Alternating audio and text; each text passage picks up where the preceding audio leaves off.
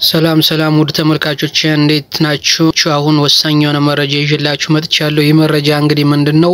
ይህ መረጃ ለሁሉም አማራ ለሁሉም ፋኖ አባላትና ለሁሉም የአማራን አንድነት ለሚፈልግ የአማራን ተንሳይ የሚፈልግና ኢትዮጵያ እንደ ኢትዮጵያ እንድትቀጥል ለሚፈልግ ሁሉ ደስ የሚል ዜና ነው። ምክንያቱም ዛሬ የአራቱም የአማራ ማዕዘናት ፋኖች የፋኖ አመራሮች እንግዲህ ወሳኝና አንገብጋቢ እንዲሁም ደግሞ ከድልም ድል በላይ የሆነ ተቋም ይዘው መጥቷል ማለት ነው። ይህ ተቋም ምንድነው እንግዲህ መሆንም ያለበት ነው።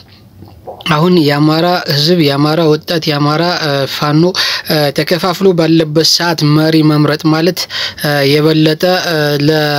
የበለጠ ለጠላት ክፍተት መስጠት ነው። የበለጠ ለጠላት አክቲቪስት አጀንዳ መስጠትና ህዝቡን እንዲከፋፍሉት የአማራን ህዝብ አንድ እንዳይሆን እንዲሰሩበት መፍቀድ ነበር። አሁን ግን 13 በኮማንድ ነው የሚመራው። 13 አባላት ያሉት ኮማንድ አቋቁመው እንግዲህ ከላይ አርበኛ መሳፍንት ተስፉ የሚመራው እንግዲህ የአባት አርበኞች የሚመራ ነገር ግን አሁን ፖለቲካውንም ኢኮኖሚውንም ፋይናንሱንም የህዝብ ግንኙነቱንም ሁሉንም እንግዲህ 13 አባላት ባሉት በኮማንድ በሚመራ እንግዲህ ወስነው የቋራ ቃል ብለው ተለያይተዋል ማለት ነው። ስለዚህ በጣም አሁን ይሄንን በአንድ ለምን አልተመራም አንድ መሪ ለምን እንትን አላለም ወደ አንድ ለምን አልመጣም ለሚለው ቀላል ሊመስለው ይችላል። ምክንያቱም አሁን ወደ አንድ መምጣት ማለት ለጠላት አጀንዳ ሰጥቶ ህዝቡን እንዲከፋፍሉ ማድረግ ማለት ነው።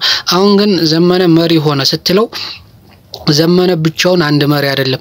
ሀብቴም መሪ ነው፣ ሳሙኤል ባለድልም ምሬም ድርሳንም መሪ ነው፣ ኢንጂነር ደሳለኝ ሲያስብሽዋም መሪ ነው ማለት ነው። ስለዚህ ሁሉም መሪ ናቸው፣ 13ቶች መሪ ናቸው። ገባችሁ አይደል? ስለዚህ አሁን ጎንደር ተነስቶ ለስልጣኑን ጎጃም ወሰደው ማለት አይችልም። ገባችሁ አይደል? ሸዋ ተነስቶ እንግዲህ ጎንደር ወሰደው ስልጣኑን ማለት አይችልም። ወሎ ተነስቶም እንደዚህ አይችልም። ምክንያቱም ይሄንን ለሚለው ክፍተት ነው ያሰጥ የጠላትንም አክቲቪስት ለአማራንም በስኳድ ውስጥ ያሉትም አክቲቪስቶች እንግዲህ የነስክንድርም ወሽመጣቸውን የሚቆርጥ አደረጃጀት ነው ይዘው የመጡ። ወሽመጣቸውን የሚቆርጥ የአመራር ሲስተም ነው ይዘው የመጡ። ምክንያቱም አሁን የዘመነ ወታደር የሚባል የለም፣ የምሬ ወታደር የሚባል የለም፣ የአስረስሚ ወታደር የሚባል የለም፣ የሀብቴ ሚሊሻ የሚባል የለም። ምክንያቱም ሁሉም አማራ ላይ ያሉ አራቱም የአማራ ፋኖ በጎጃም የአማራ ፋኖ አንድነት በጎንደር የአማራ ፋኖ በወሎ ወይም ቤተ አማራ የአማራ ፋኖ በሸዋ ሁሉም አንድና መሪዎች ናቸው። ስለዚህ ሁሉም የፋኖ በዚህ በአራቱም ማዕዘን ያሉ ፋኖች አባላት ለ13ቱም ታዛዥ ናቸው። 13ቱም ለሚወስኑት ቃል ታዛዥ ናቸው። ሁሉም እንግዲህ ካሁን በኋላ ምን መሰላችሁ? አሁን ካሁን በኋላ ያለው አማራ መስሎ ፋኖ መስሎ መዝረፍ ቀረ ማለት ነው።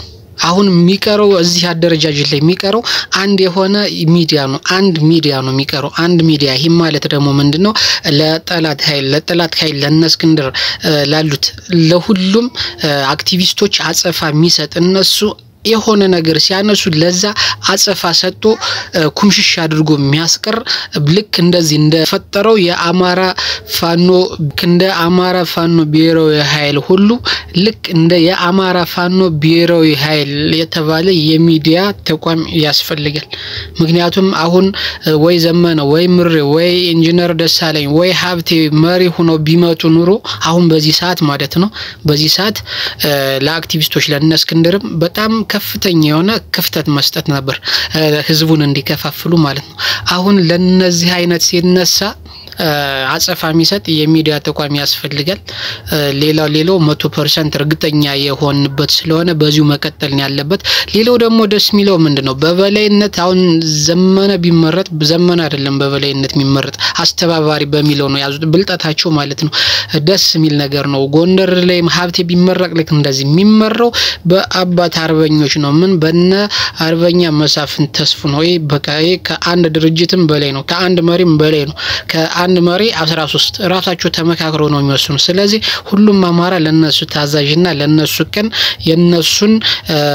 የነሱን መግለጫ የነሱን ሁኔታ የነሱ የሚወስኑትን የማዳመጥ ግዴታና አስተዋጽኦ የማድረግ ሐሳብ የማካፈል ነው እንጂ የመተቸት ግዴታ የመተቸት መብት የለውም ማለት ነው። ስለዚህ ደስ የሚል ነው። እንኳን ደስ አላችሁ።